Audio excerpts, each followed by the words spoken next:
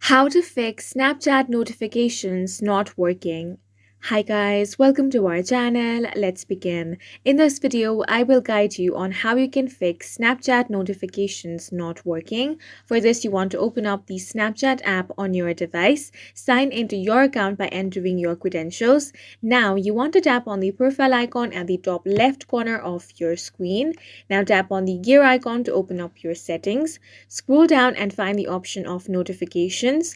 What you want to do here is tap on the enable notification over here. So go ahead and tap on this. Now it will directly take you to the settings where you can simply toggle on this option of notifications, and then you will start receiving all kinds of notifications on Snapchat.